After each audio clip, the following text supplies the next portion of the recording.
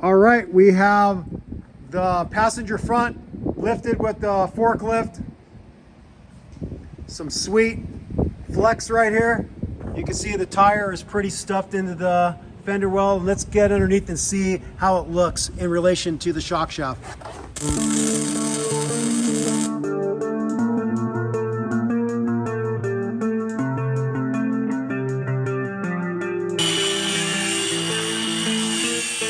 Welcome to Toyota Time with Timmy the Toolman and Sean. Today we are in the city of Ontario, which is in Southern California, and we are at the KP Offroad shop, which is owned by Tanner and Josh. The reason why we're here is KP Offroad is going to install a very sweet outboard shock kit on my 3rd generation 4Runner. It comes from Solo Motorsports.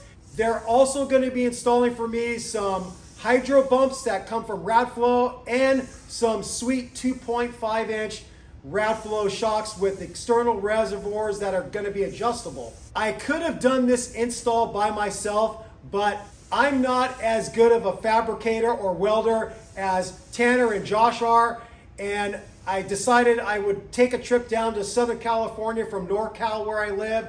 I was able to visit my buddy Anwar during the same trip, so it was a win-win. So I'm now going to turn it over to Tanner and Josh so they can tell you more about what KP Offroad offers the off-road community. I'm Tanner from KP Offroad. We mostly build Toyotas, but we do build a lot of other trucks too. I have background with Chevys, building pre-runners, background around rock crawlers. We have background with a lot of overland builds too. That's not so much overland, but gets there. We do a lot of suspension. That's what we specialize in, suspension and fabrication. He's learning gear work, so we're trying to do re-gears, dual case swaps, stuff like that. So we do almost all of it. We're doing wiring. That's mainly our specialties. We do build a lot of parts, and Josh is going to talk about that. Yeah, I'm Josh. I pretty much run the website and shipping all your orders. I reply to all your emails, Instagram messages. I'm the guy you're usually talking to. I usually specialize in designing the products. So if you've heard of our alignment kits, which Timmy has a video on, that's one of our alignment kits I designed. The bump stop kit we'll be putting on is something I helped design as well. The outboard shock kit, that's all Solo, so you can see how they work together there. Together we work as a pretty good team, him doing most of the fab work. I help with suspension, like we said, gear installs, designing products, and together we run KP Offroad. You heard what these guys can do for you. If you are in the Southern California area or you're willing to drive there, I would highly recommend using KP Offroad for your off-road needs. It's pretty difficult to find a shop that you can trust to do really good work for you, that are honest and have integrity, and these guys have it all. They are good dudes, and I highly recommend you use them for your off-road needs, whatever it is. If you have a question of what they're able to do, just give them a call or shoot them an email and see if they can help you out. And if they can't help you out, I'm sure they're going to be able to point you to a very good company that could help you out. So utilize these guys and they're going to be able to help you out with your needs. With all that said, I'm going to get my truck back into the shop and we're going to get started with this job installing the very sweet Solo Motorsports rear shock relocation kit, along with the TK Offroad or KP Offroad hydro bump setup and everything else that is involved. We're going to show you everything you need to do to get this thing installed. Now, if you don't have the confidence in your welding ability, then maybe you're going to want to farm this out to a shop you trust, like KP Offroad. So what I'm trying to tell you is this is not the job where you're going to say, hey, I'm going to learn how to weld today. I wouldn't suggest that because it's not going to be to the level that you're going to like. So practice welding on some other small thing, not on something that's critical like this. So there it is there. Use a quality shop like KP Offroad to install this kit for you if you don't have the confidence in your own welding ability and fabrication ability. All right, let's get started. All right, we've got my 98 4Runner in the shop, and before we get started, I want to show you all the parts. Starting right here, we have the Solo Motorsports rear shock relocation kit. This is a brand new design that Solo Motorsports came out with, so I'm one of the first that's getting this sweet relocation kit installed on my rig, so I feel very honored. And these are the new lower shock mounts that are going to be welded to the rear axle. These are some Solo Motorsports Limit Straps, and there's going to be some welding involved with those to weld the tabs on. We have the KP Offroad Hydro Bump mounts that we're going to use. We're using a 2" by 2" Radflow Hydro Bumps for the bump stops. And then we are using the Radflow 2.5" external reservoir shocks that are adjustable for the shocks.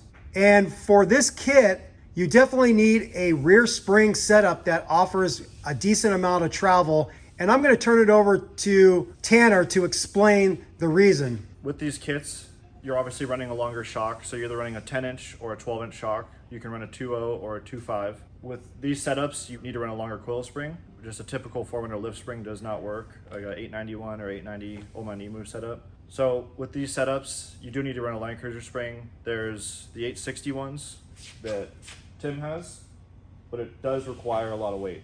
Your other option is factory Land Cruiser springs. There's forums that list 8 wraps, 8 1/4, 8 1/2, 8 3/4. They go longer as the wraps get higher. They will lift your 4Runner the higher the wrap, so keep that in mind. They are required to carry certain loads. Those loads sometimes are listed on forums, depending if somebody did their homework on all of them. Usually the extended length of even like an 8 3/4 wrap spring is just enough to cycle a 12" shock.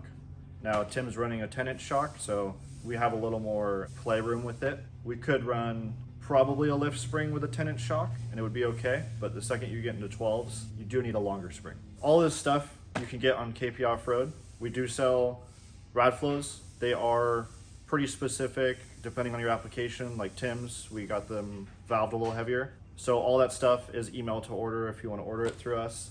The outboard shock kit and the bump stop kit is all stuff we do sell. There's also extended brake lines, depending on the year range of your 4Runner, that are required. This is the thing that most people miss, is they bring us their truck with a factory brake line that's nylon and it's too short. You're gonna tear it out and lose your brakes. Which would be a bad thing. Which would be a bad thing, yes. So we have steel braided replacements. This is a 96 to 99 4Runner. It's a single brake line rear. They do require a tiny bit of triangle file on the bracket just to fit the corners in, because these are an aftermarket fitting, so it's not perfect to what Toyota did in Japan. We do have 2000 to 2002 lines in the works, and we have all the newer 4Runner stuff, newer Tacoma stuff, first gen Tacoma Tundra stuff, Sequoia stuff, working on. Some of it we do sell, so just check it out on our website. We have all of this stuff listed, so it's really easy to order all of it in one place. All right, we have the rig jacked up in the rear, supported on jack stands on both frame rails, or actually the rock sliders. And we're gonna start disconnecting the ABS lines, brake lines, maybe the E-locker wiring brackets, anything that's gonna get stretched when we droop the axle so we can pull the springs out.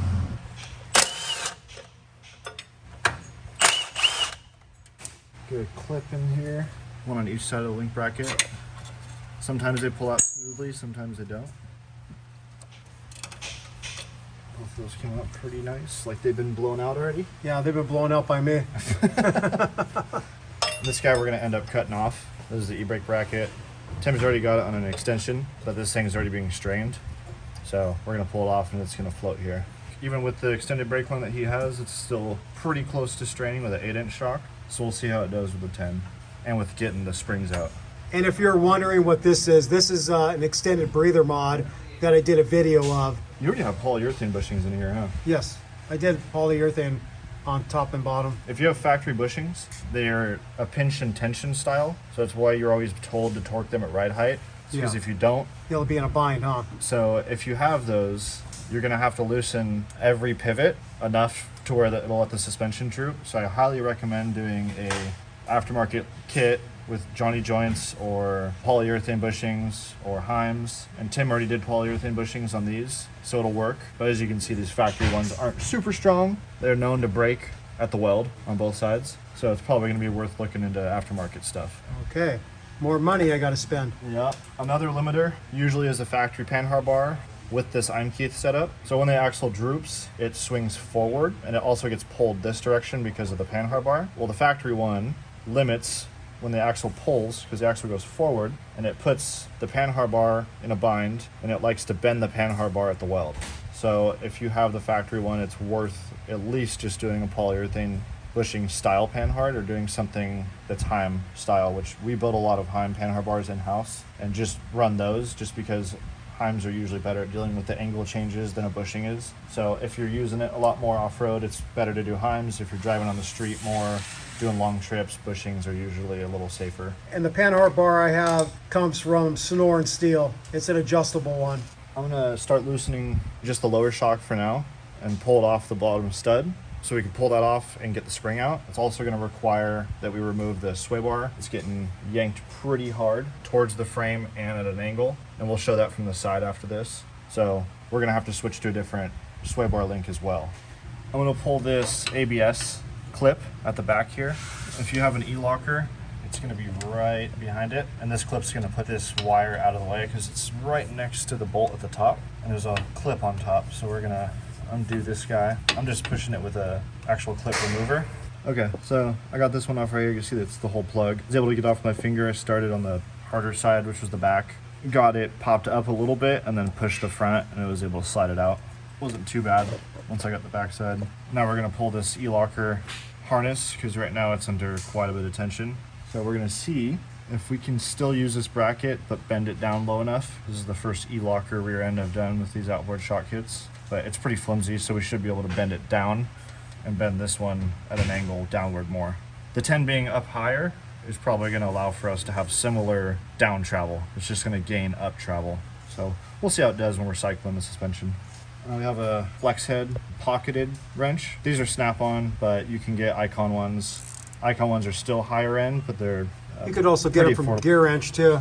It's a 12mm bolt for that E-locker harness wiring bracket. You just have to reach up on top of the shock tower and you'll be able to get onto there. If you don't own flex head ratcheting wrenches, this is the time to invest, because they are a huge advantage, and you'll curse a lot less when you're turning wrenches with those things. They just enable you to get into much tighter areas. It's one of my most used wrenches. Okay, we got some space there now. Now we're gonna switch to the lower shock mounts and the upper sway bar link mounts. We're gonna get the lower shock bolt off now. Usually it's a 17, but Tim switched the bolt out because these Radflow shocks, the stack height on these misalignments was a little too tall. Stack height would just be the spread. So he had to go get different bolts that were longer because the factory ones weren't grabbing enough threads, and it was a concern of Tim's.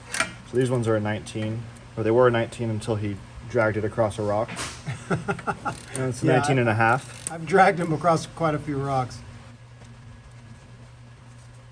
So these are greased. Typically on these you want to put Loctite on them because these bolts are notorious for backing out and just disappearing. Interesting. Interesting. As there's grease all over it. Who did that? I put grease on everything, man. Now we're gonna use a pry bar, and these ones are on rod ends, so they're a lot simpler. In this case, you can see the sway bar as I pull on the shock is the limit right now. So usually you'll want to put a floor jack under the rear end to either pull the sway bar out or the lower shock. Either one of them is typically going to be your limit. Right now, Tim's sway bar is also acting as a limit strap, so we're going to switch to a front sway bar link that runs a lot longer, and it levels the sway bar out down here. Put floor jack under it, so it's just enough to hold the weight right there. So now we have the floor jack under it. It's holding the rear end just enough, and that was really easy because they are uniball lowers. So now that's out of the way. The rear end will droop a little bit more. This is the last thing limiting it. So we're gonna pull this guy off on the top. Usually it's a 12. If it's aftermarket, sometimes it'll be a 13. We're gonna use our handy dandy pocketed flex head wrenches. Sometimes if you have this bent out of the way a little bit, you can get a swivel and a socket on it. I'm not gonna bend Tim's body here today.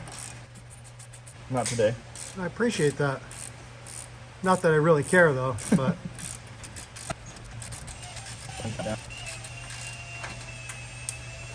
There it is. I'll go do the other side, and this thing will drop out of here. So you get the idea. We're gonna do the exact same on the other side. All right, we've got the lower shock bolt out on the passenger side. We've got the sway bar end link disconnected. And now we're gonna do a few more things. We're gonna pull e-brake brackets and brake line brackets off and the ABS on both of these. We're gonna separate as well, just so we can get the spring out either direction without fighting this while we're in the action of pulling the springs. What size is that? It's a 12 millimeter, which most of the accessory mounting on the rear end is 12 mil. Okay, 12 millimeters. So we'll do the e-brake all the way across. So we'll do the center one right here too, just so we can hang it. Pull that guy out. So bracket's loose. Now we're gonna start pulling just the ABS on these two. One on the bottom of the panhard mount and one on this bracket. Dual purpose clip puller here. Got the back side pushed in a little bit and then the front side slides right out. This is one of those ones that you just gotta get under and hopefully it pops out easy. And it did. All right, now that's all loose. Now we're gonna pull both of these. A little bit of tension. You're making that look too freaking easy. Well, this one's broken, so I'm not gonna make that look easy. There we go. Now that all that's loose. So this one's aftermarket. Usually aftermarket metric bolts are, at least in my experience, they're upsized. So this is a 13 instead of a 12. If you replaced your upper link bolts, they would be a 19 instead of a 17 typically. So we got a little bit of play in there now. We're gonna droop it out now that we're under here. See how far it goes. Just keep an eye on everything. Make sure you don't overextend stuff. And keep a hand on it the whole time. That's all loose. That's where it stopped. So sometimes the panhard is going to limit it. Yep. You might have to unbolt this guy and just pull it out, and that'll allow you to get most of the things out. We're going to pull the bump stop mounts out with these extensions, just in case we need to swing the spring this way. These are going to be right in our way. These extensions is just one 12 millimeter bolt. This setup from Snor and Steel required a much longer bump stop because he specs 4th gen Forerunner shocks for the 3rd gen to give you a lot of down travel, but not necessarily that much up travel. So that's one of the reasons why I chose to do this, is that I want a little bit more up travel than my current setup offers. All right, I'm gonna pull these bump mounts off, just a single bolt. In some cases, depending where you live, you'll want all this hardware pre-soaked. I probably should mention that at the beginning of the video. A lot of this stuff is vertical facing bolts, like your upper shock mounts, bump stops, any stud like that loves to fill with water and rust. We're spoiled in the sunny state of California, so we normally aren't fighting too much corrosion unless you live near the beach, or maybe you live up in like the Sierras in an area where they salt the roads. Yeah, that is a little heavy. Just a little bit. And you could see that I didn't do the greatest job washing off my truck after the last 4-wheeling trip, so I apologize to Tanner for making him work on a dirty rig. We'll get him back one of these days. All right, we're gonna take the other bump stop off. We're gonna pull this panhard bolt out on the axle. The factory bolt is a 17 millimeter head. Since my workforce took the rest of my wrenches in the shop, we're using a line wrench to back it up. And this is just so we get a little bit of additional flex out of the rear end so we can get this spring out on the driver's side. The passenger one seems to be ready to pull right out really easily. The driver's side is always going to limit a little more. On my personal rig rear end, it gets about 10 3/4, almost 11 inches of travel on the driver's side, and it gets 11.5 on the passenger. All right, panhard bolt is loose. We did jack up the axle a tiny bit to get load off of the panhard. It does start to limit as it gets pulled forward. So we're gonna see how loose it is. If we're just tapping it, it's just coming right out. We're using a brass punch so we don't damage the end of the bolt. It doesn't have much load on it, so we're not really concerned. There it goes. There it is. We're gonna have office guy Josh prep the frame. Secretary? Secretary Josh. Hey, can you get us some coffee? We're gonna pop this guy out with a pry bar, that's what it's called. Alright. Yeah, so as you see, it just pulled immediately back. So that's what it does if you have a factory bushing on. These are a little better, they're flexible. A factory bushing is not gonna really allow it to go any further. So this is a little better.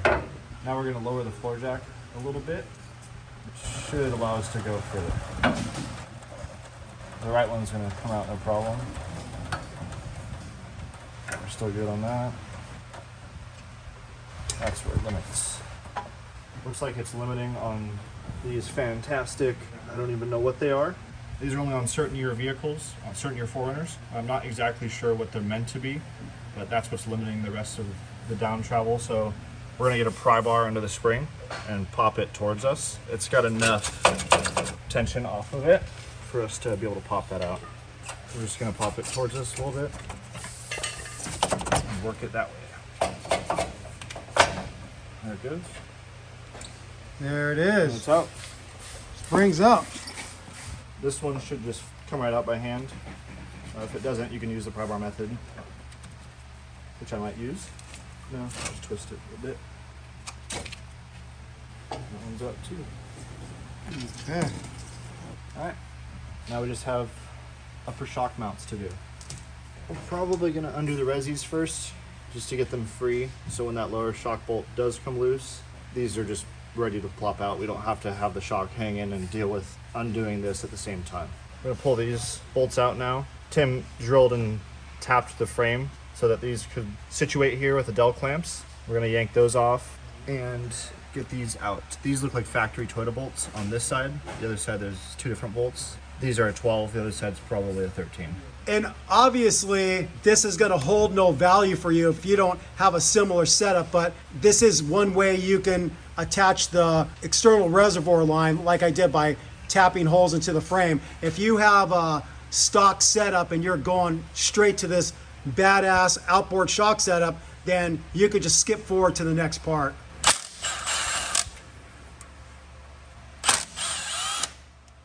Those are both out. This is free now. This is a smart technique to anybody that has any reservoir rubbing issues anywhere on their truck. Just taking either fuel line or radiator hose or silicone hose, whatever you want, and just zip tying it around. It's a simple, effective way to keep your reservoir hose from wearing through. So Tanner, are you saying Timmy the Toolman is smart? On some levels, yes. If your hose clamps are metric, they're going to be an 8mm. If they're standard, either brand like Ideal, they will be 5/16. The metric stuff, Chinese stuff, is usually an 8. 8 and 5/16 are close enough to where both of them would work. Pull that all the way off. And these are coming off.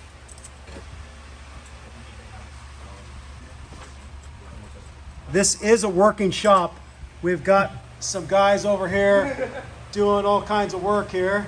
We got some wiring going on here. We got some T-case building going on there. Yeah. We never stop here at KP Offroad. Battery being put in the back. What's that Kuwaiti doing over there, man? Hold on a second. We don't talk about him.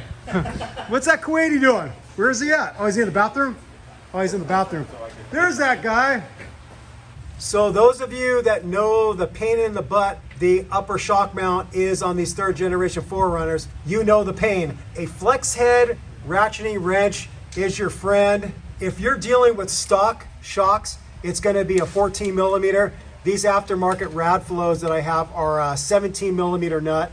And so Tanner's going to tackle it with his flex head ratcheting box end and see if he can get them loose. They should come loose because I have had them off recently. It shouldn't be that bad. Fingers crossed. You could even get on there with a socket, really. Yeah. A socket might be the better way with these. You already got it loose? It's a 19 No, it's a 19. or an 18. I guess we'll find out. Goes to show what I know. I don't even know my own truck.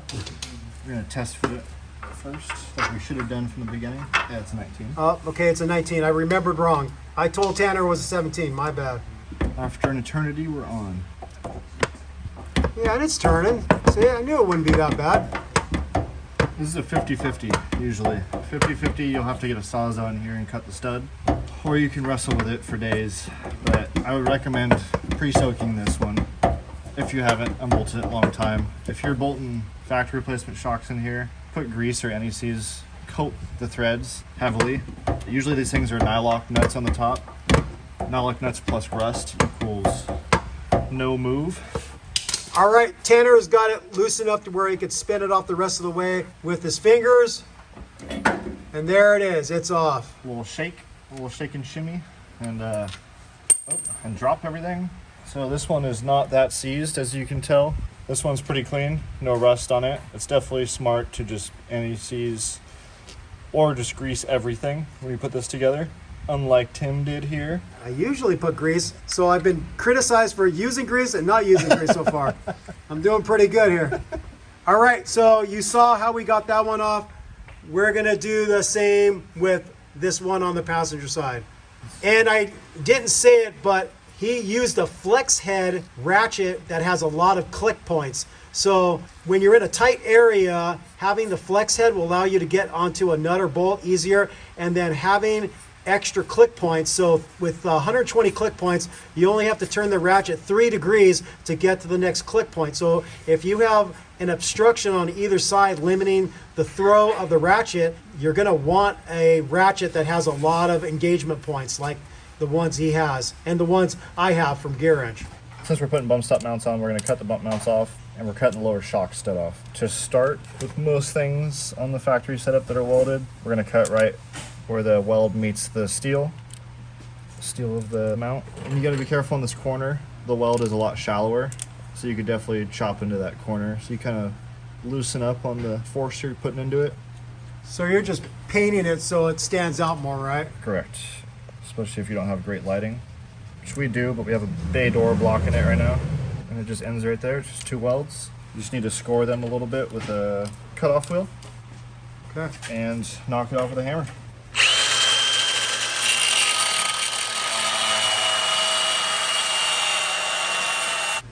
Okay, Tanner got done cutting all the welds and he's gonna persuade it off with the hammer. Alright, so most of it is scored as deep as I could get it to where I felt like I wasn't going through and scoring the frame. If you do score the frame, you could fill it and sand it, but I like to prevent added work. So we're gonna start hitting it and see if it comes off, which it should, but we'll see. Don't miss.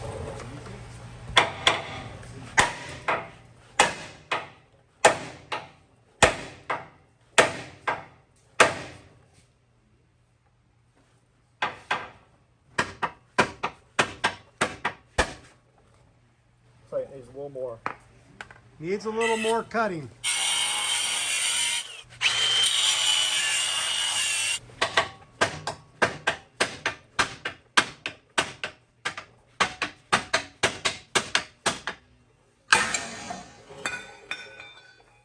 There it is.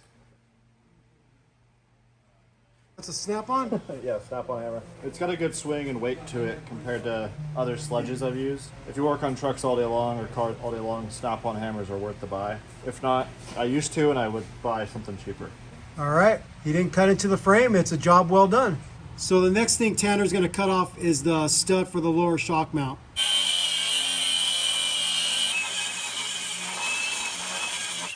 We got this thing mostly cut off, both sides. Now it's just comes right off. Nice. All right, we're gonna do the same on the driver's side. Cut off this bump stop appendage on the frame and cut off the lower shock mount stud. As you can see, we have the bump stop cut off on the driver's side along with the lower shock mount stud. And then now what we want to do is we want to get a flap disc and take off the excess metal where the weld was flush with the frame rail in preparation to be able to get the Solo Motorsports rear shock relocation in position. So if you want to make this quick, you don't want to clean the whole frame, obviously after you get this off, set your hoop up there. It locates right there on the factory cross tube. Once the weld's gone, it'll sit flat. Sometimes, depending on your setup, you may just need to take a dead blow to this little corner right here, push it in an 1/8 inch, 1/4 inch. Well, what we're gonna do now, since we can't access the back while it's welded, we're gonna wire brush or wire wheel all these welds, brake clean it, and paint the backside. So when we weld it, yes, it'll burn off excess on the corners, but 90% of the hoop will be welded on the back. And what kind of paint would you recommend, Tanner? We like to use expensive paint. Anybody that's using Rust-Oleum, at least go buy Rust-Oleum. It's a professional. It's called Rust-Oleum Professional. It's on Amazon. Sometimes Home Depot sells it. That's a little bit higher quality. We use Steel It for years. It is pricey. It does lay nicer. It goes on thicker. Covers up impurities.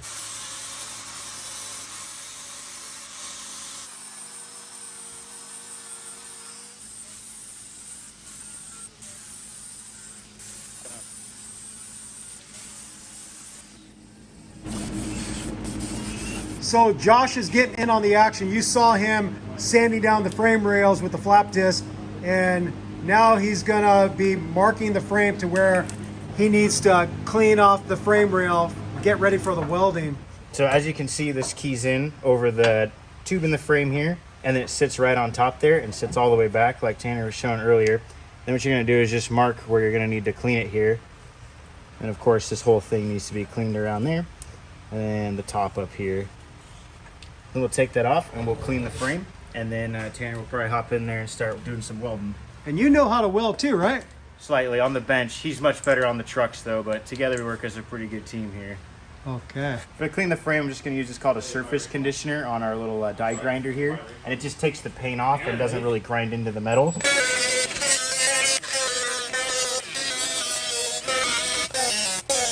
So the reason you want to clean the frame so well is when you weld, if you don't clean it, it'll pull the paint through. It's called porosity, and it just makes the welds look super bad, and they don't stick as well to the metal. So as you can see, I cleaned this up with the DA. I also used a short wire wheel here, which helps too to get around these spots that the DA can't really get in. So now we're going to take the sander here, and we're going to go across the whole frame, and it'll help smooth it out, and it'll take the paint and make a nice finish on it, which would be perfect for painting later when we weld everything back on there.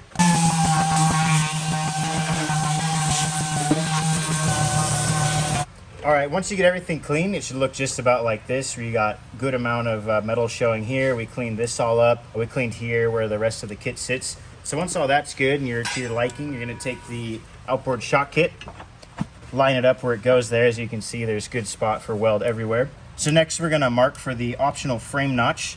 So you're gonna take the optional frame notch, put it right up against the edge here, right at the bottom of the frame. You're gonna take your marker, mark it on the edges there. And then you're gonna wanna measure from here to the edge of the frame and get that distance. And I believe this one's about 3/4 of an inch. So you're gonna take your ruler, you can take that out now once you have that all marked. And then it goes right on the edge here, so that's an easy mark. And then you're gonna take this, measure 3/4 back from here, put a dot, measure 3/4 back from there, put a dot, and then connect those two dots. And then you're gonna mark all this here. And then you're gonna cut all that out. And then your optional frame notch will fit right in there. And then you want to do this before you weld the Outboard shock kit on, because this usually involves some blending, and you want to be able to get your grinder in there and clean it all up nice before we weld this piece on. Now, Josh, can you explain why would they want to use that notching plate? Yes, you'd want to use this notching plate if you're going to run a thicker shock, or maybe a bypass, or maybe you have your shocks offset a little bit. It just helps clear the shock when your axle comes down. Full droop, the axle tends to swing over, at least on this particular 4Runner. It'll help clear the frame so you're not hitting your shock on the edge there. It could damage your really expensive shocks. So because I'm using 2.5s, that's why you're notching it? Correct, yeah. The little thicker shock might rub into that, so this is just to be safe. So we measured ours. We're very close to 3/4. We're at .8 inches here. So we're gonna go over to the frame, and we'll just measure from the edge of the frame back. You can do this with a tape measure too. You don't need to use calipers. And oh, my guess dot was pretty much right on there. Oh. So that's where that is. And then we'll measure the other side too. Put the dot, well, I pretty much nailed that there. And then you'll just draw the straight line across. You're pretty damn good. That's right, my ichrometer was dialed in today. So Josh has it cut out pretty well. He's gonna try to knock the piece free with a hammer.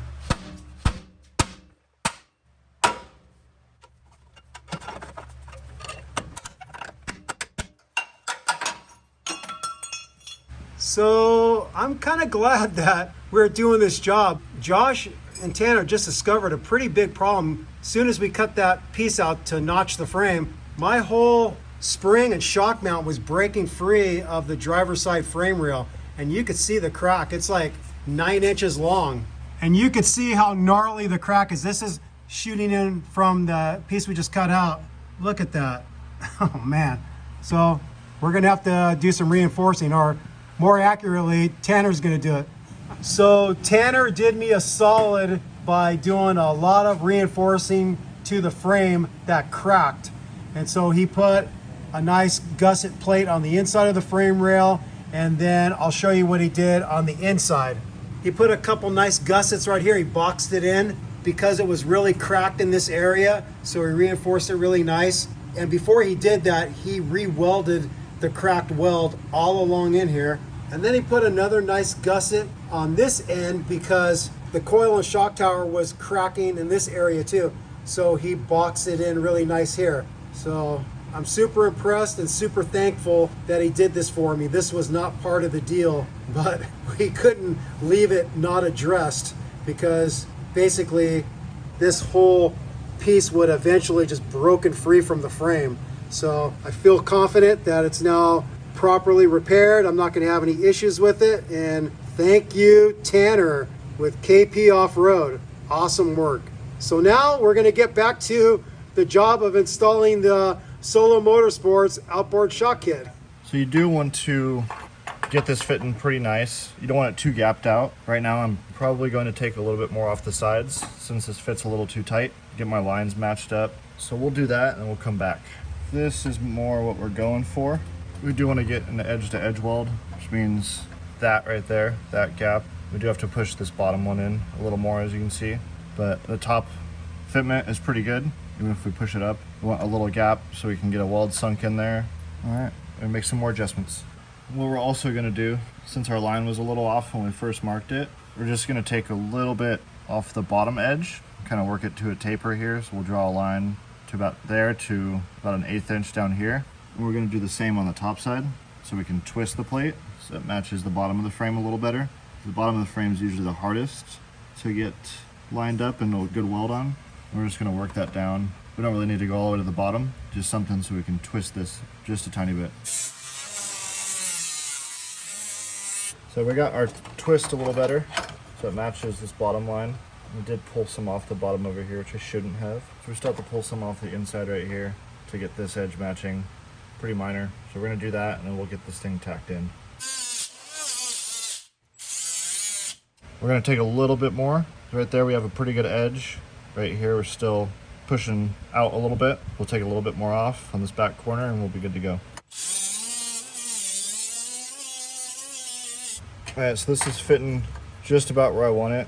The frame line doesn't match perfect on the bottom, which it did on our test vehicle, so I'm gonna assume that Tim's cracked frame contributed to that a little bit. Might have twisted it a tiny bit, but what we're gonna do is we're gonna find a sweet spot on one edge, right about there, and tack it, at least on one corner. Alright, so it's super lightly tacked, so I can still move it, just in case we needed to move some edges. What we are going to do is pull it back out and sand pretty much to get this edge matching on the bottom. Sometimes it's hard to reference it when you're holding this part and it's floating around in there and you're trying to match all the edges. So it does help to tack it somewhere so it holds it for you, and then you can look at all your lines, start messing with it, pushing it into place. Right there, that side is perfect when we push it in. That's what I like. If you're going to blend all the welds out so it's just a smooth finish, that's kind of what you're going for. We are going to take some off the bottom though, so we can get that same reveal on the bottom edge. So let's match it to where the edge starts and kind of just follow the frame rail like so, and we'll go sand it and we'll pop it back in here. All right, we're going to set it back in here, line it up to our tack, which is right there. Our bottom edge is looking exactly how I want it, so we're going to re-tack this top section. What I like to use is a flathead. You can kind of mess with edges. I'm going to tack this other top edge first, and then we'll mess with these two bottom ones. Now, I'm going to mess with these two, and kind of tilt it. Do have a little gap at the bottom. We sanded off more than we should have when we first started it. We're going to tack the bottom right here. And now we have pretty decent down here until it gets to this section, but we'll probably start on this end so it doesn't overheat. We are going to blend the bottom and the top out, and probably the sides. Now, what do you mean by blending? Blending is just pretty much sanding to make it look like it's a seamless part. Okay.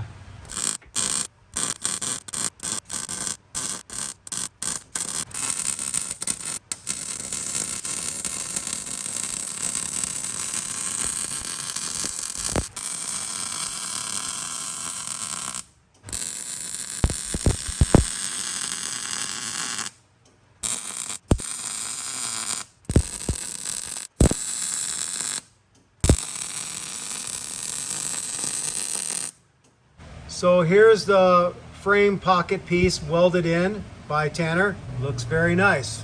One thing for sure, I know I can't weld like this.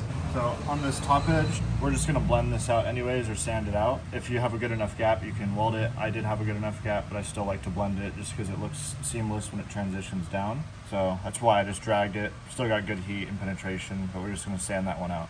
While the other frame rail is cooling from installing the notch plate, Tanner did me a solid and welded a reinforcement on the inside of the passenger frame rail to lessen the chance of the frame rail cracking and pulling apart if that shock and coil tower starts to separate from this round cross member right here.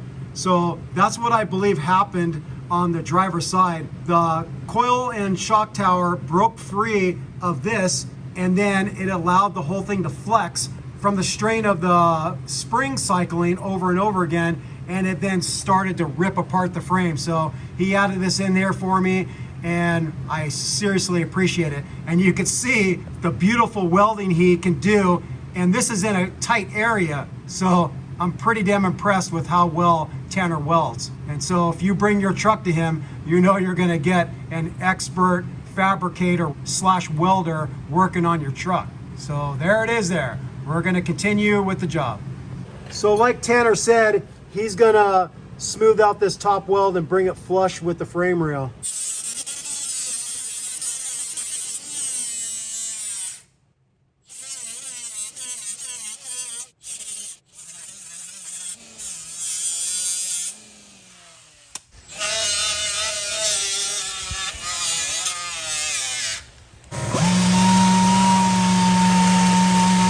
All right, so we have the painted tower, at least on the back side.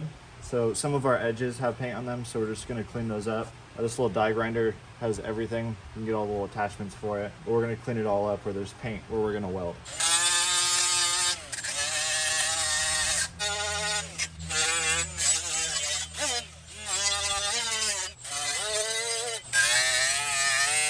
All right, I'm pretty happy with that. Now the nice thing about this hoop is everything just keys into place for you and you can do it one-handed. You don't have to balance stuff.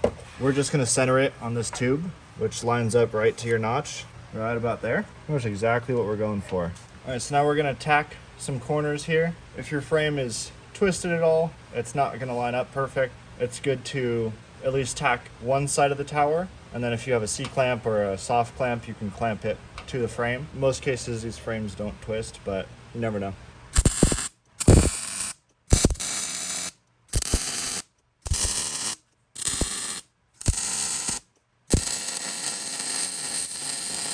All right, so he's got it tacked in place really well, and now he's gonna complete the welding of the Solo Motorsports shock tower to the frame rail. So we use anti-spatter with all the welding. This just keeps BBs from sticking everywhere on the frame. It won't prevent BBs from sticking on the frame. If you get an area really hot, this stuff's just gonna dissipate. So it is good to let welds cool in certain areas if there's a lot of welding in one spot, like there is on this section. So we're probably gonna do the perimeter first around this, and then we'll move on to welding this side in this section. So I'm not gonna weld this one and this one after the other. So we'll jump around. We'll probably let it cool as well and come back to it.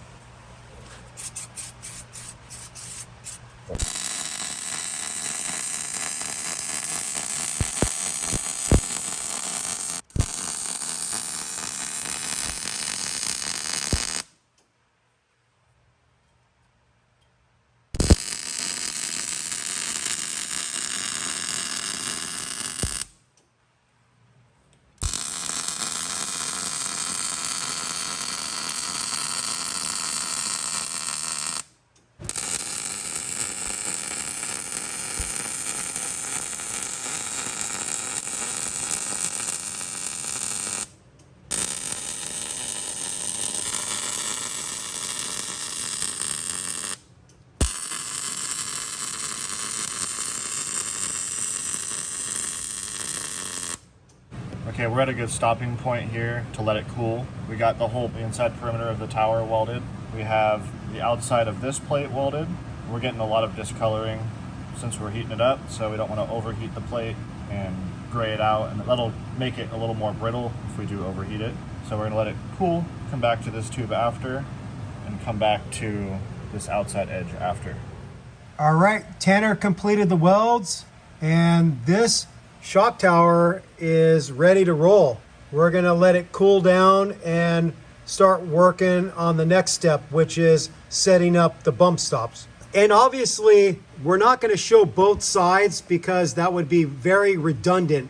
So we're gonna show you every step of the way, but we're not gonna show you every step of the way on both sides because that would be a waste of your time and a waste of our time editing the video. So again, this is complete, and we're gonna work on setting up the bump stop strike plate on the right position on the axle, and then we're gonna work on getting the hydro bump set up on the frame rail right about in this area, correct?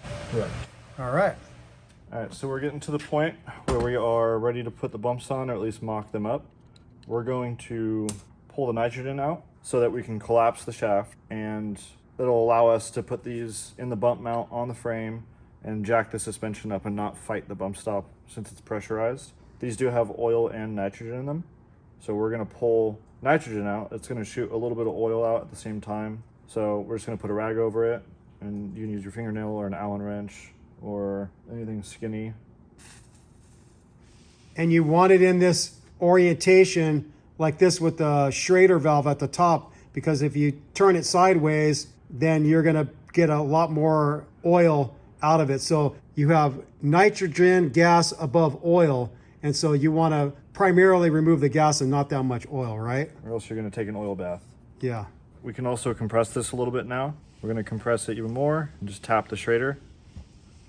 Let it go down, tap the Schrader. If you hold your finger down or hold something on the Schrader, a lot of times it'll just dump a bunch of oil out. So you just keep on tapping it over, you don't hold it. Yep, exactly. So there's usually an O-ring on there. It's pretty collapsed. We can push it a little further.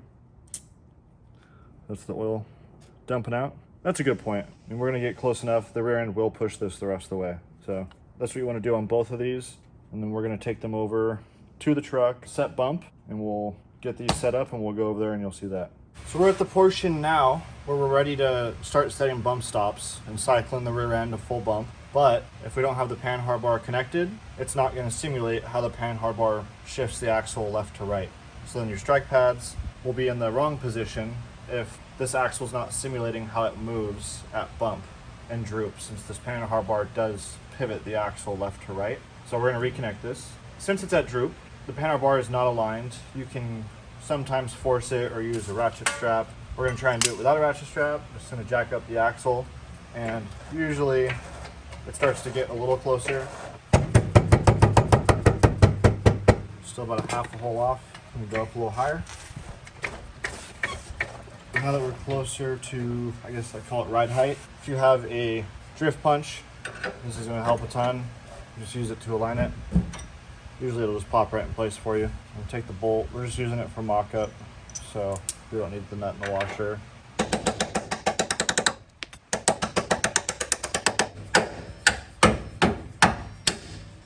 Now that the panhard is in, at this point we can just jack it up and get it close to where we think full bump is going to be. And we're going to throw the shocks in, see how tire clearance is going to be at full bump as well. We also want to measure it as wheel wells. So we'll get it to that point, just get it close. Make sure clearance in this area is good. Alright. Things do start getting close, so you just got to keep an eye on it. Panhard bar does get close to the cross member here, depending how much up travel you're going to get out of it. Something to mention is if you have the Keith gussets, you have to keep an eye on your clearance to this cross member here. It does get very close at bump. If you have adjustable upper links and you're adjusting the axle back, you're definitely going to run into this. So usually you have to shave a corner off both link mounts to clear this cross member. So keep that in mind if you do have those. Or if you're adding them on, just cut them ahead of time. And that's where we're thinking bump's going to be close to. So we're going to put the shock in and put the bump in and see how everything looks. All right, so we're going to set the shock in here. Let's just get the bolt in. We got the shock in here, set in. We did pull pressure out of the shock, every case on these shocks. So you're going to pull the cap for the Schrader. On these, you don't have to worry about it like a bump stop. The oil and nitrogen are separated. You just hit the little Schrader needle at the end, just like a tire. We'll pull pressure out of it and the shaft will collapse. Now we can push it by hand. Now we're gonna throw some tape on the reservoir so that we don't scratch it. And when we set the weld on resi tabs on the frame, we don't burn the sticker or burn the zinc coat. We'll wrap the front, turn with it, kind of correct it. It's not gonna look pretty because I'm not the greatest at this, believe it or not. There we are, a little bit more protected. Now, to talk about the lower shock mounts. These are side specific since they're not exactly the same. This, you can see, wraps around the side of the shock mount down here. So the shock mount does cradle the side of the mount, and where you set the height is dependent on where you're setting bump and what size shock you have. So first we're gonna set bump, then we're gonna set this. These also have drainage holes in the bottom, so water can drain out of them when they're sitting somewhat like that. And there's meant to be drainage holes at the back right here. Now we're gonna put the bump stops in here, the strike pads on the axle, and see where this all sits and see if we're happy. We are gonna end up measuring from center of the wheel mount surface, so from about center of the spacer up, and depending on his tire size, we split the number in half. We wanna see if he's anywhere close to the fender. Tim has a 32-inch tire. We're just gonna prepare if he does go 33s or if the tire measures closer to 33 when it's fresh, since these are not fresh. So we'll take that over to the rear. They used to be 33s. They're probably like 32 and 3/8 new, going KO2s, they're a little undersized. So we got plenty of room. He'll be at like 16 and a half on a 33. So we'll see where bump sits. We want to get as much up travel as we can out of this thing since he does load it down, and he'll lose up travel at ride height when he's loaded down. So we'll get up here closer to probably about 17 and a half to the fender line. Before we get ahead of ourselves and move the axle up any higher, we're gonna at least see where the bump stop sits and see if that's a optimal spot or if we can go higher or if we can't go higher. So we have the bump stop, is the welding can. Usually they're added. You have to buy your bump stops and buy your mounting cam separate. Set this against the frame and set that on the strike pad. You can kind of slide either one and play with it. And that still has a little bit of up travel, and so does the shock. So the shock has that factory rubber bump on it as well that we're going to leave on there. So there's a little bit of kind of a cushion for us when things start to flex and get loaded. We're probably going to bring the axle up a tiny bit more. And we have a little bit of clearance to the cross member on the panhard mount. So we'll probably come up maybe an inch more and call it. I'm going to have you jack up the rear end a tiny bit. More? Yeah, one more pump.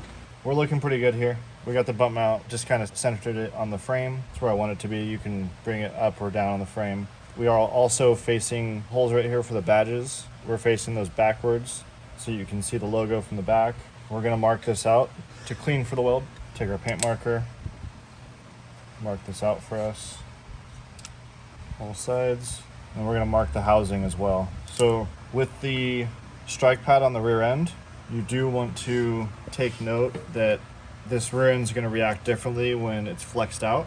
Since the links are so short, when the passenger side droops out, the axle is going to swing back, and it's also going to swing towards the driver's side of the truck because of the way the panhard bar pivots. So we are going to push the bump stop just a little bit back on the actual mount itself, so when the axle does swing, the bump stop's still grabbing good surface area. We also have the bump stop off center this way as well.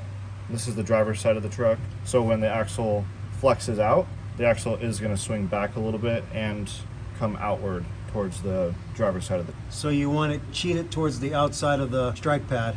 Correct. We're also going to mark out the rear end. Now that we have the frame cleaned and the axle housing cleaned for the strike pad, it's all prepped, ready to go. Set that on there, the bump stop in here, mock it back up to where we had it. Set it as straight as you can get it. I'm gonna slide this one back a little bit, like how we had it.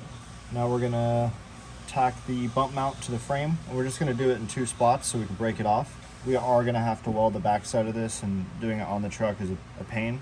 So we're just gonna tack it right here on opposite corners so that we can at least just cut one side and break it off, and it will leave a tack weld to locate the mount for us when we put it back on. Now we're going to tack this on.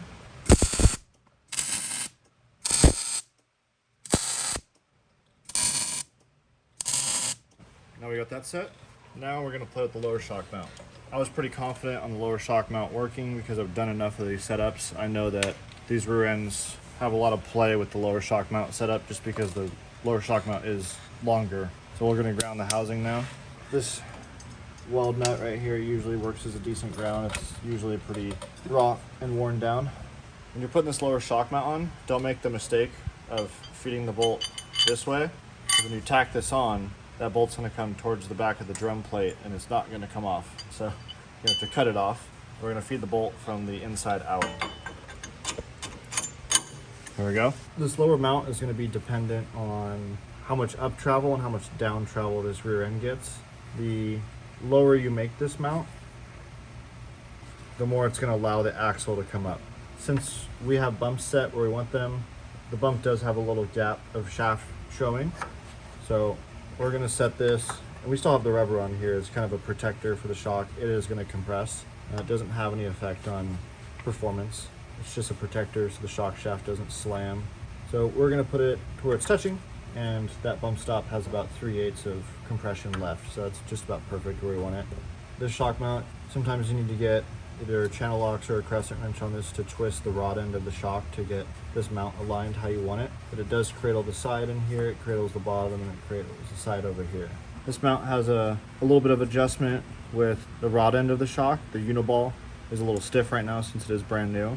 We're gonna set a pair of channel locks on it. I have a little gap up here on a weld. It's not a big gap, it's not a concern, but I'm gonna get this fitment a little bit better. So pull out a little bit. It's got channel locks on it. I'm just going to tilt it just a bit. There we go. Slide it back in and see how it fits. I got this thing twisted, so now my weld gaps on all of the edges is a lot nicer. This top edge had a tiny bit of a gap, wasn't much, but I just wanted to close it up. It has a drainage hole on this bottom corner for water, which is pretty nice. It doesn't fill with dirt. The bottom of the mount right here is built to act as a skid plate for the shock. Usually with a setup, when you have a 12-inch shock, this mount's going to be lower and towards the end of this stud, so it is going to be more of a grab point. With 10s, it's less of a concern.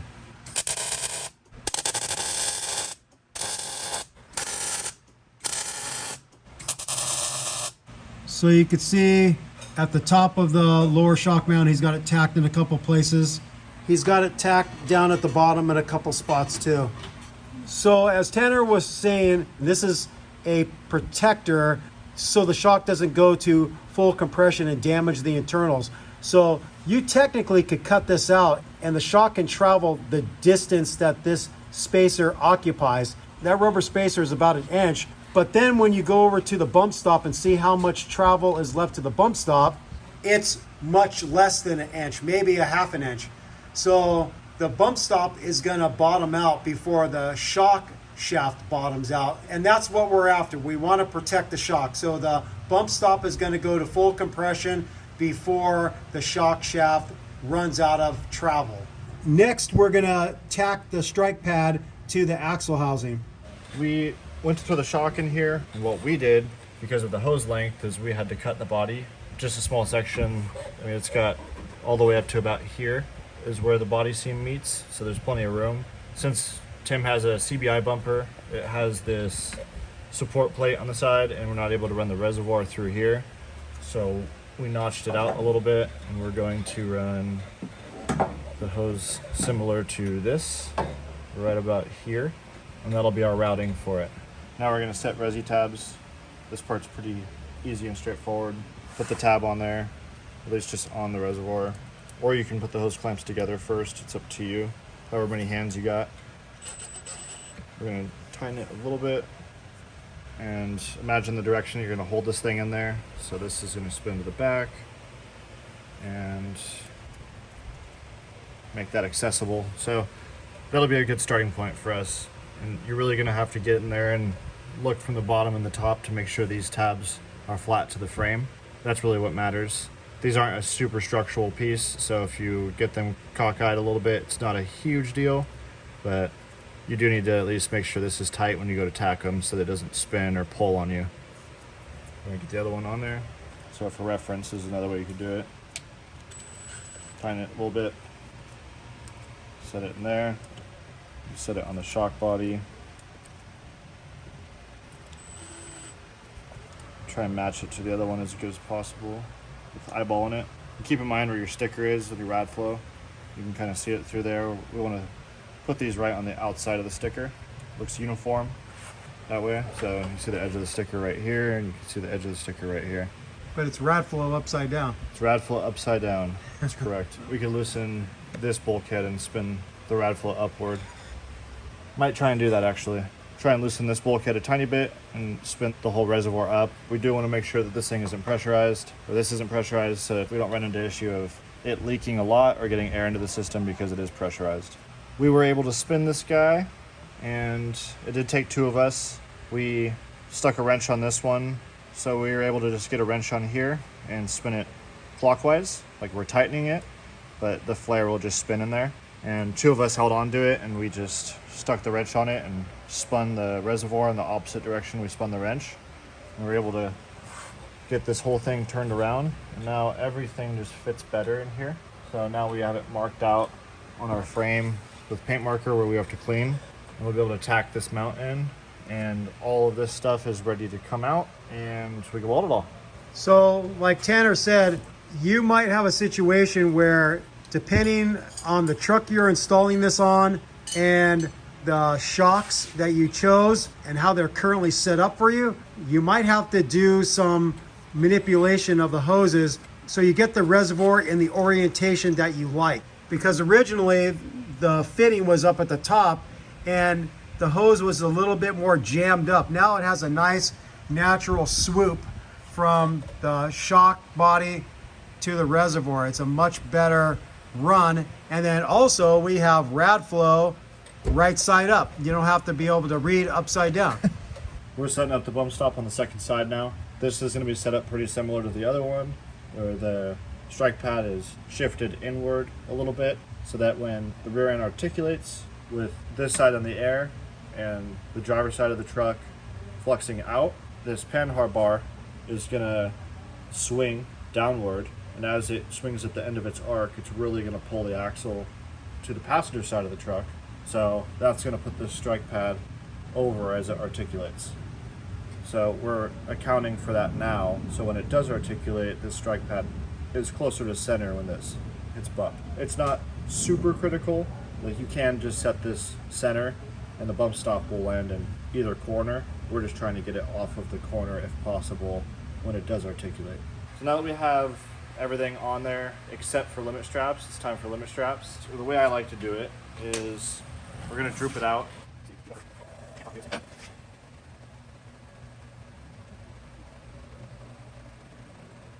Making sure we have 10 inches at droop, which we do. 10 inches? 10 inches at droop. Okay, when we set straps on a solid axle rear end or front end, they cycle 1-to-1 ratio typically. This is a 1-to-1 ratio with how the shock's set up. If you had a trailing arm set up, it's completely different because the shock's set at an angle and the lower shock pivot mounts somewhere up here. So mounted straight to the axle housing and straight to the frame. This is 1-to-1 ratio, so you have a 10-inch shock, typically you're going to get 10, maybe close to 11 inches of travel. With solid axle rear ends, it's a lot less deceptive when setting limit straps. I'm going to go usually 1.25 inches up, so I'll jack the axle up until we have 8 3/4 inches of shock shaft showing. That's just how I like to do it. If you're doing it on an IFS front end, usually I go about 2 inches up, because that front end, instead of just coming straight down, it pivots down. So it's a little more deceptive when you're setting those. Especially if it's 4-wheel drive, it's a little more difficult to save those CV axles. So now we're going to go to 8 3/4.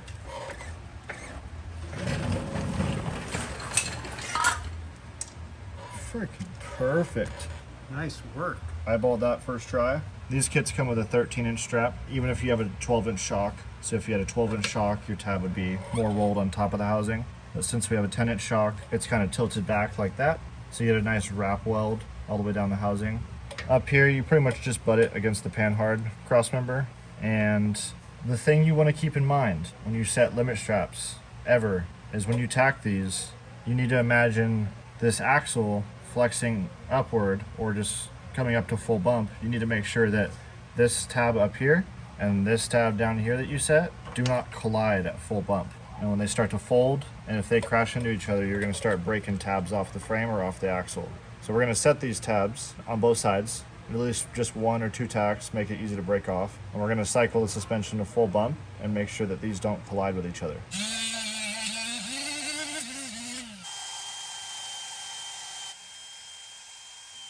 So we're offsetting the tab. This one is a little bit offset. A little offset's not going to hurt. If you have it pretty far off, like 3 or 4 inches, it's probably going to start yanking these tabs. But we want this to be offset so when it comes to full bump, they're not running into each other. Which, this being offset down on the axle is also preventing that from happening. If it was sitting closer to the top, you'd have more of a chance of them crashing.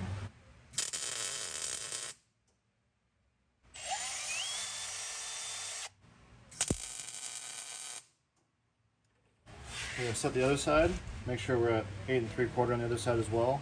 We will test it at droop and we'll test it at bump to make sure everything looks good. On the driver's side, during limit straps, you have your panhard cross member that lands right here. So you have 2 options, at least the 2 options I do. This is not welded very well on the sides. So you can either clean this up, weld these seams, and then land your tab here. Or you can pretty much cut it flush with the edge of the frame or a little bit inset of the edge. Cut this whole section and then score your weld just like you did on your factory bump mounts. And you can knock this off and sand it flush, and your flat limit strap tab will now land on your frame instead of this plate that's not attached very well compared to the frame rail strength. So that's what we're gonna do. We got the plate knocked off. Pretty straightforward, just follow this weld, cut it off, scored the weld right here, knock the plate off. Now we're gonna sand the weld down, hammer this in, wire wheel it, weld it, and then weld our limit strap tabs in. We got that cleaned up. Now we're gonna smack this in and weld it up.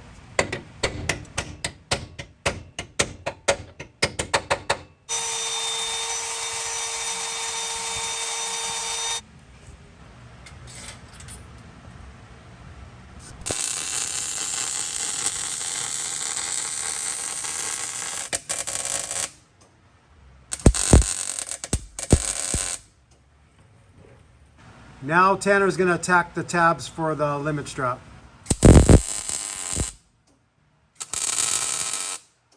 So he's offsetting this one also so the tabs don't come in contact with each other at full compression.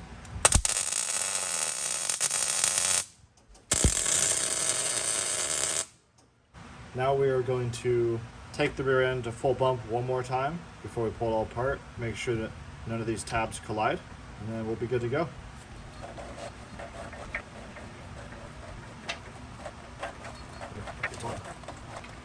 So when these are in the real application, these tabs are going to be tight in place. Usually you take it to full droop and you'll tighten them so they won't be spinning like this at bump. So on this setup, the strap, we're going to make it so it bends outward. We're trying to keep it that way. A good way is if you do need to pull it inward, you can wrap a bungee strap around it and hook it to a frame or a cross member. But typically it'll be okay even if it bends towards the center of the truck. We prefer it to bend outward, but it's not the end of the world if it bends in. It is going to chafe a little more, but it's not really getting in the way of anything. And this is full compression right here. Everything looks pretty good. We got pretty good room before stuff starts crashing, even with them pointed towards each other. So looks good to us. And here's the passenger side, and you could see that they're a little offset also, so they're not going to come in contact with each other. Now we're going to take this thing to full droop. The driver's side almost all the time limits before the passenger side does because of the panhard bar. So we're going to take a look at it as it travels downward. The right one engages, left one doesn't. We just put a little bit of body weight on it. It does travel downward more. But with a spring in here, this thing's going to stretch quite a bit more.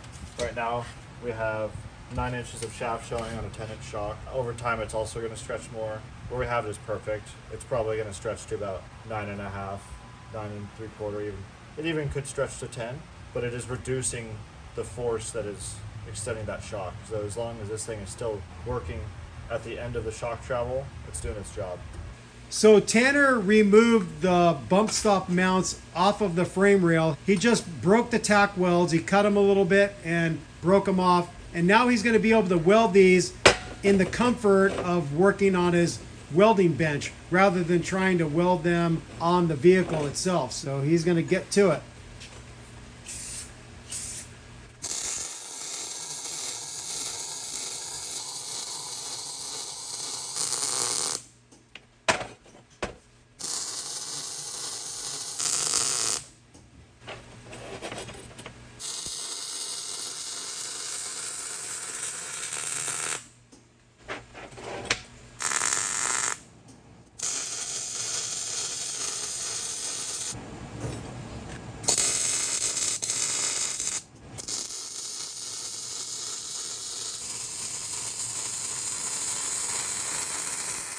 So here's some more sweet welding by Tanner, and they're very hot right now, so I'm not going to pick them up, but you can see the nice lane of dimes. So nice work. All right, while the bump stop brackets are cooling on the welding table, Tanner's gonna do some more welding on the frame. He's gonna weld the tabs that hold the limit strap, and he's also gonna weld the bump stop strike plate to the axle.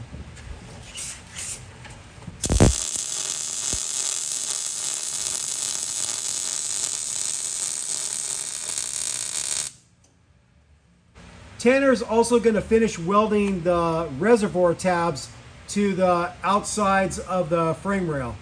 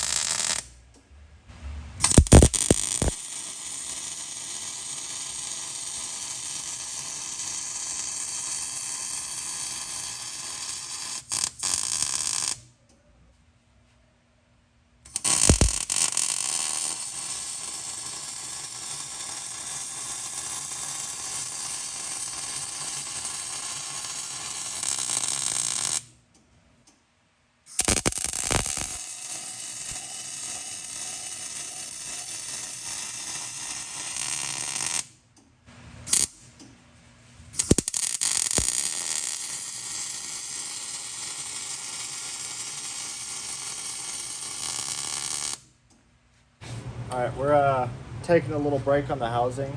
We got a majority of the welding done. I'm going to do one more on it and then switch to the lower shock mount. The reason being, I don't want to overheat that portion of the housing. I don't want to get the tube too hot to where the seal starts to get hot. So we'll let it cool, come back to it. We'll do the lower shock tab, switch sides. By the time we come back, this will all be cooled down and I'll hit the rest of it.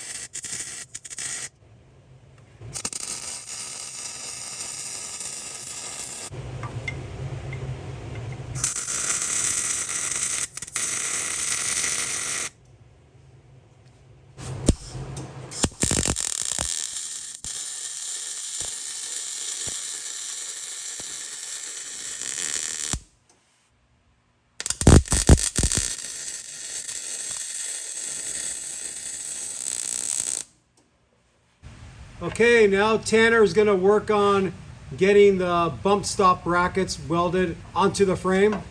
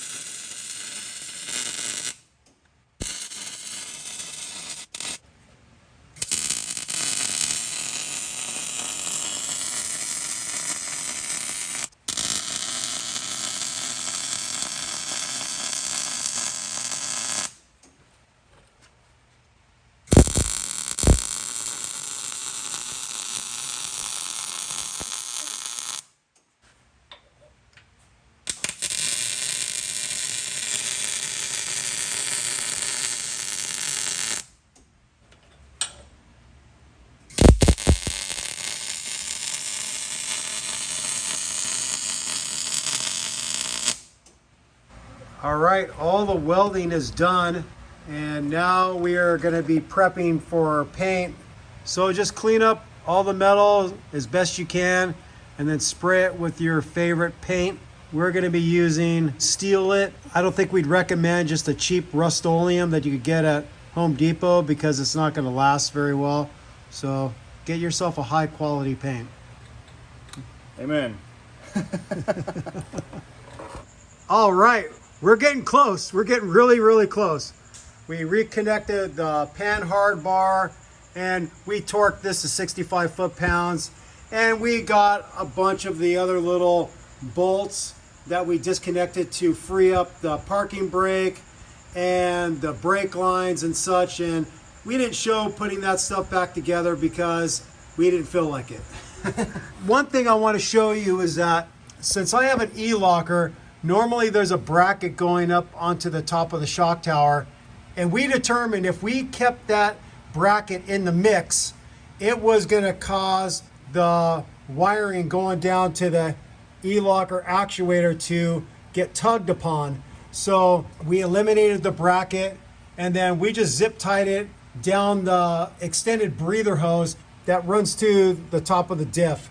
So if you have an E-locker and you're doing this install, you're probably going to find the same thing, that you're going to end up tugging on the wires at full droop, and you're probably going to want to eliminate the bracket that holds this E-locker wiring harness connector and the wires itself. So now what we're doing is we're going to get the shocks installed, we're going to get the bump stops installed, we're going to get the limit straps installed, and maybe actually be able to finish this job. What do you think? It's looking good right now. We're putting NECs on all the hardware, all the misalignments that go into the shock. These are stainless. The internals and the uniballs are steel, so we want everything to not corrode so it can come apart again. All of those are getting it. All of the bolts get a coating of NECs, especially since they get lock nuts. You don't want them to seize in there and not come out like the factory shocks do. So every piece of hardware that has a lock nut or that's metal on metal is getting NECs. You could use grease as well. All right, we've got the shock connected to the Solo Motorsports bracket. It's connected down here. And remember, the bolt goes from the inside out. The nut goes near the brake backing plate. And we have the bump stop inserted in here. We put a little bit of anti-seize in here, and then we put the nut on with some Loctite, and we just went with that German spec we all know and love, good and tight. For this application, it's 1 1/8 inch for the Radflow bump stops. And then got the Radflow external reservoir hooked up with the brackets that Tanner welded to the frame. And then we now have the vehicle at full droop, so the strap is under tension. We did get the springs back in. We didn't bother showing, but it's the same technique. You have to flex the axle down and then go in whatever way you feel is best. Sometimes you could go in this way. We went in from this way, and it worked out just peachy. And once we have this at full droop, this is the point where you cinch these suckers down. So you have the limit strap tab in the correct orientation where it's in the direct line of the other one. So you wouldn't want it canted either way when this is its natural pull direction. It wants to pull straight down on this passenger side. If you don't tighten them at full droop and you tighten them at ride height or something, and this clevis or tab is cocked a little bit, it'll start to tear the strap or bend the tab or any of the above. So you always just want to get these cinched down and then let it go to full droop and then finish torquing them, because these tabs will straighten out once it reaches full droop. And again, we're using that German spec, good and tight. There is no suggested torque spec. Get them nice and snug and call it good. If you want a torque spec, go online and look up a torque spec sheet for just grade 8 fasteners. And usually a 1/2 inch 13 bolt's probably going to be in that range of 60 to 70 foot-pounds, maybe a little bit higher. It's not really that critical when it comes to limit strap bolts.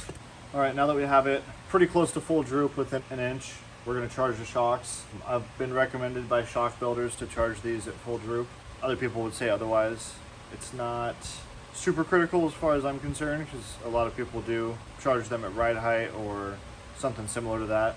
I always like doing it at droop. So as the shock extends, fluid leaves the reservoir, at least to an extent. So when there's as much fluid gone as possible, that's when you'd want to charge it. It fills the reservoir with nitrogen, so this is the time to do it. If you do get your own nitrogen tank, you can get a small one like this. You get a nitrogen or a high pressure regulator. This gauge, our PSI, is in red. I'm a little bit above 150. I'm probably in the 160 range, 160 to 170. Most King shocks are charged around 150. I know some of Radflow shocks are charged to 200. When we let pressure out, these were not charged to 200, so we're gonna put it at 150, 160 range. So we always go a little higher because when we do pull the chuck off, it's gonna lose a tiny bit of pressure as well. So that's it, like it just stops filling? Yeah, it fills pretty fast. I mean, it's not a huge cylinder to fill, you know. So as soon as you stop hearing airflow, you're done? Pretty much, yeah. That's interesting. Sometimes, depending on the reservoir, this one has a built-in fitting. A lot of the King stuff, the fitting goes straight in, and it kind of has a plunger that you can see at the end. Same for Fox, and you'll watch that plunger shoot out when you pressurize it. Most shocks, yeah, you could just hear it. You hear the flow stop. And then the bump stop, we're gonna do somewhere around, we're gonna set these at 100 for now. Tim is mostly just camping out of this thing. Put a little bit above 100, and for bump stops, doesn't matter. That's it. A little bit of oil, wipe it up after. Oil residue from draining the nitrogen before, sitting inside the Schrader. So we did about 160 for the shocks and 100 for the bump stops. Yeah, just about. Now, if someone followed our lead and evacuated the bump stop, evacuated the external reservoir, where could they get these filled if they didn't have their own nitrogen tank with a regulator and all this stuff? If you have an off-road shop nearby, most of them are going to have it. A lot of bicycle shops carry nitrogen. If you can just bring them the shocks, they'll do it. You might have a hard time getting them to do it while it's on the truck. Maybe not. Solo Motorsports, if you swing by, they'll jack it up, they'll put on jack stands, droop it out, and then they'll charge them. So any off-road shop, bicycle shop, sometimes if you go to a welding supply or gas supply, they could possibly do it for you too, but I wouldn't count on it. How about a motorcycle shop? Possibly, if they do shock rebuilding. Anybody who does shock rebuilding will charge them usually. Like DC Shock Services is local to us in San Dimas, and they usually will charge shocks. So could somebody have done this effectively without depressurizing the bump stop or the shock, or would they have had a difficult time? They probably would have had a difficult time. The shock isn't an issue. It's just easier to work with everything if you can compress it by hand. You can get the shock out of the lower pocket without using the floor jack. If you are concerned and you drain it, you can pressurize it with just shop air, just to get yourself to a shop that will charge them for you, and they just drain it out and put nitrogen in them. I wouldn't go off-roading with shop air or just pressurized air from an air compressor. Yeah, just at least be able to drive it. You can put air in it. All right, we have this whole kit installed. We have the Radflow 2.5 inch shocks, 10 inches of travel. We have the hose routed really nicely.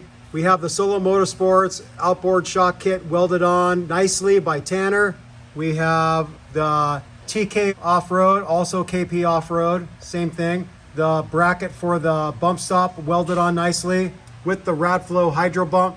We have the striker plate welded on and the lower shock mount welded on nicely. And then we have the Solo Motorsports Limit Strap. This is the driver's side. We'll jump over to the passenger side, show you that. Pretty much the same thing. It all looks very uniform. Just a little bit of a difference of how the limit strap is mounted on each side, but the rest of it is all very similar. So now what we have to do is we're going to get the tires on and we're going to flex this thing out with a forklift. And the main thing we're wondering is, with my existing 1.25 Spider Track spacers, is the wheel gonna clear at full stuff? So when the wheel is stuffed up into the fender on either side, is it gonna hit the body of the shock? And we will soon find that out.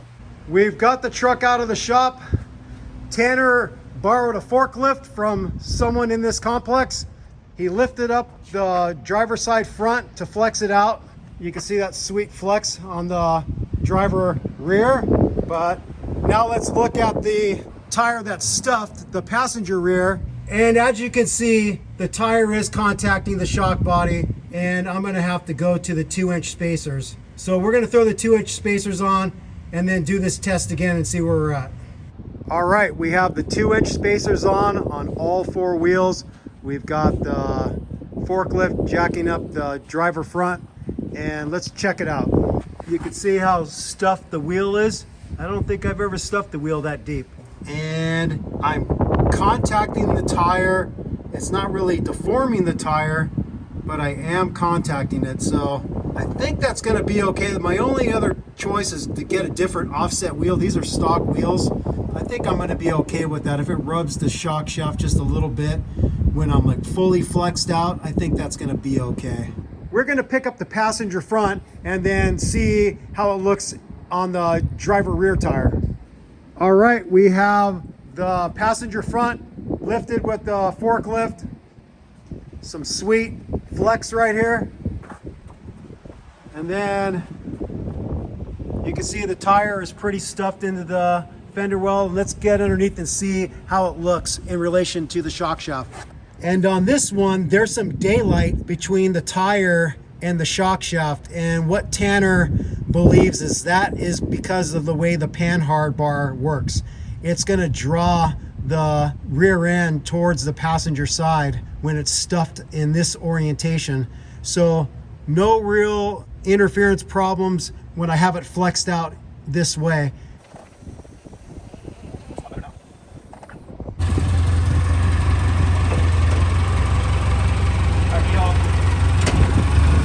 Hey, is that a pinata up there? What is that? No, it's my spirit animal. Before we do our closing statement for this project, we want to show you another setup that Tanner is doing on his own 3rd Gen 4Runner. So this is the other option you can do with these. Obviously you can run a 2.0 smooth body. On this setup, it's a 2.5 2-tube bypass. So you have adjustment for rebound and you have adjustment for compression down here. The shock is a lot more adjustable. Depending on what orientation kings you go with, you do want to get a layout with bypass tubes on front and reservoir on the back instead of tubes on the sides. You do have to just keep in mind when you're cycling your suspension, make sure your bypass tube's clear. Just depending on what you have, you might have to do some sanding on these side ribs. This is a 12-inch shock as well, so this does get a little bit more travel. And we're running a king bump stop with it. So this is just the other type of setup you can run with these. All right, we are all done with this job. Special thanks to Solo Motorsports who sponsored this video with their sweet rear shock relocation kit for 3rd generation 4Runners. It was quite the journey, but we came to the end and I'm pretty stoked. There were some complications, mainly finding out that my driver's side frame rail was basically almost ready to crack in half. It was cracked really bad. That coil and shock tower had pulled away from that round cross member, and then what I think happened as the suspension is cycling, it started breaking free of the frame side and it got really bad. So Tanner did an excellent job of getting in there and putting a gusset on the inside of the frame rail and then putting gussets in a few different places and welding the front for me. So I know that it's good now, and I avoided a really bad situation where it could have broken a place like Death Valley where I'm like 50 miles from a road, and it could have been a bad situation. So I totally lucked out that we found that problem, and I had a guy who knows how to fabricate and weld excellently. So thank you, Tanner, for hooking me up with the frame repair, and also thank you for installing the Solo Motorsports rear shock relocation kit. I don't think I know of anybody that could weld quite as well as you do, and all the complicated positions that you have to get your welding tip in. I have to say I'm super impressed. So like I said at the beginning of the video, if you are in need of a good shop to work on your off-road vehicle, KP Offroad in Ontario is an excellent choice. They do awesome work. Their labor and parts pricing is very fair. So I can't give them any higher of a recommendation. They do really great work, and I am very satisfied with the install job that Tanner did on my rig. And you know that guy Josh that works in the office, he helped a little bit too. He's gonna love that. If you'd like to get a kit like I put on my 3rd Gen 4Runner, or you want to look at other options, I'm going to provide a link to all the parts I put on my rig that come from KP Offroad, and then you can go on their website and take a look at what they offer, and you can give them a call and they can help you with your order. With all that said, we thank you for watching Toyota Time with Timmy the Toolman and Sean, and special guests Tanner and Josh, who's not here now, but you saw him at the beginning of the video. Thank you for watching. Thank you for subscribing. If you haven't subscribed yet, I don't know what you're waiting for. Click on that subscribe button and also click on that notification bell if you'd like to be notified when we put up new content on our channel, which we are always putting up very helpful and cool and sick mods kind of content like this video we just showed you. Bye-bye.